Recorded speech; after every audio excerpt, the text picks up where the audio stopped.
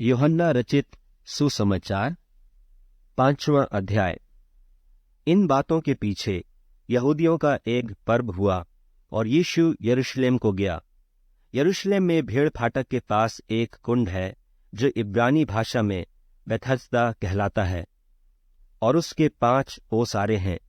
इनमें बहुत से बीमार, अंधे, लंगड़े और सूखे अंग वाले पानी के हिलने की आशा में पड़े रहते थे, क्योंकि नियुक्ति समय पर परमेश्वर के स्वर्गदूत कुंड में उतरकर पानी को हिलाया करते थे। पानी हिलते ही जो कोई पहले उतरता वह चंगा हो जाता था, चाहे उसकी कोई बीमारी क्यों न हो। वहां एक मनुष्य था जो 38 वर्ष से बीमारी में पड़ा था। यीशु ने उसे पड़ा हुआ देखकर और जानकर कि वह बहुत दिनों से इस दशा में पड़ा है, उससे पूछा, क्या तू चंगा होना चाहता है? उस बीमार ने उसको उत्तर दिया कि हे प्रभु, मेरे पास कोई मनुष्य नहीं कि जब पानी हिलाया जाए तो मुझे कुंड में उतारे, परंतु मेरे पहुंचते पहुंचते दूसरा मुझसे पहले उतर पड़ता है। यीशु ने उससे कहा, उठ, अपनी खाट उठाकर चल फिर। वह मनुष्य तुरंत चंगा हो गया और अपनी खाट उठाकर चलने फिरने लगा। वह सब्त का दिन था, इसलिए यहूदी उससे जो चंगा हुआ था कहने लगे कि आज तो सब्त का दिन है, तुझे खाट उठानी उचित नहीं। उसने उन्हें उत्तर दिया कि जिसने मुझे चंगा किया उसी ने मुझसे कहा, अपनी खाट उठाकर चल फिर। उन्होंने उससे पूछा, वह कौन मनुष्य है जिसने तुझसे कहा, खाट उठाकर चल फिर? परंतु जो चंगा हो गया था वह नहीं जानता था कि वह कौन है, क्योंकि उस जगह में भीड़ होने के कारण यीशु वहां से हट गया था। इन बातों के बाद वह यीशु को मंदिर में मिला। तब उसने उससे कहा, देख, तू तो चंगा हो गया है, फिर से पाप मत करना, ऐसा न हो कि इससे कोई भारी विपत्ति तुझ पर आ पड़े।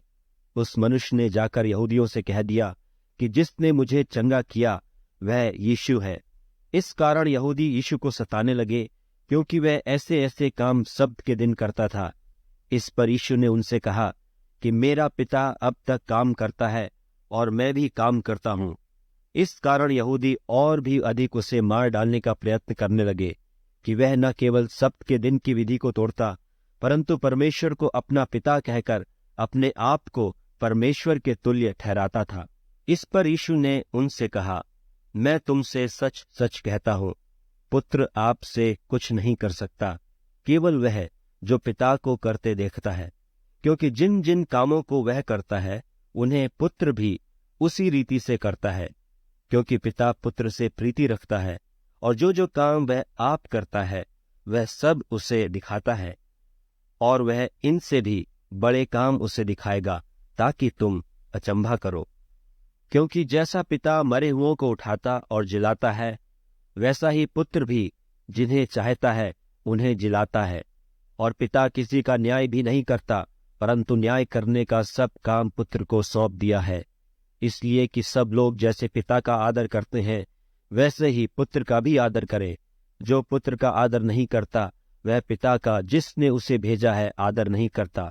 मैं तुमसे सच सच कहता हूं, जो मेरा वचन सुनकर मेरे भेजने वाले की प्रतीति करता है, अनंत जीवन उसका है, और उस पर दंड की आज्ञा नहीं होती, परंतु वह मृत्यु के पार होकर जीवन में प्रवेश कर चुका है। मैं तुमसे सच सच कहता हूं, वह समय आता है और अब है जिसमें मृतक परमेश्वर के पुत्र का शब्द सुनेंगे, और जो सुनेंगे वे जिएंगे। क्योंकि जिस रीति से पिता अपने आप में जीवन रखता है, उसी रीति से उसने पुत्र को भी यह अधिकार दिया है कि अपने आप में जीवन रखे। वरन उसे न्याय करने का भी अधिकार दिया है, इसलिए कि वह मनुष्य का पुत्र है।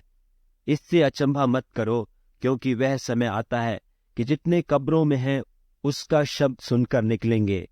जिन्होंने भलाई की है वे जीवन के पुनरुत्थान के लिए जी उठेंगे, और जिन्होंने बुराई की है वे दंड के पुनरुत्थान के लिए जी उठेंगे।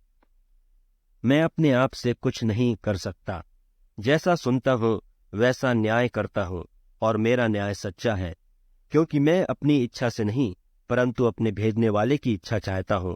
यदि मैं आप ही अपनी गवाही दूं तो मेरी गवाही सच्ची नहीं। एक और है जो मेरी गवाही देता है, और मैं जानता हूं कि जो मेरी गवाही देता है वह सच्ची है। तुमने यूहन्ना से पूछवाया और उसने सच्चाई की गवाही दी है, परंतु मैं अपने विषय में मनुष्य की गवाही नहीं चाहता। तो भी मैं ये बातें इसलिए कहता हूं कि तुम्हें उद्धार मिले।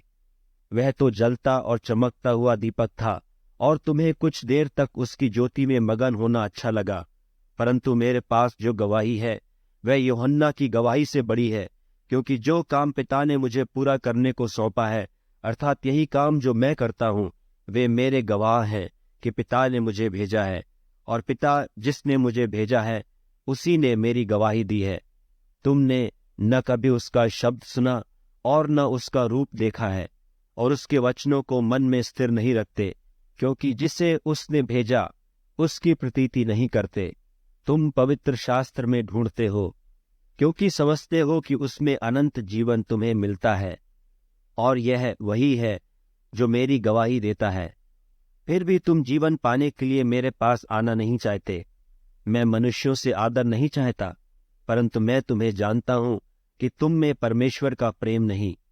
मैं अपने पिता के नाम से आया हूं और तुम मुझे ग्रहण नहीं करते। यदि कोई और अपने ही नाम से आए तो उसे ग्रहण कर लोगे। तुम जो एक दूसरे से आदर चाहते हो, और वह आदर जो अद्वैत परमेश्वर की ओर से है, नहीं चाहते, किस प्रकार विश्वास कर सकते हो? यह ना समझो कि मैं पिता के सामने तुम पर दोष लगाऊंगा। तुम पर दोष लगाने वाला तो है, अर्थात मूसा, जिस पर तुमने भरोसा रखा है।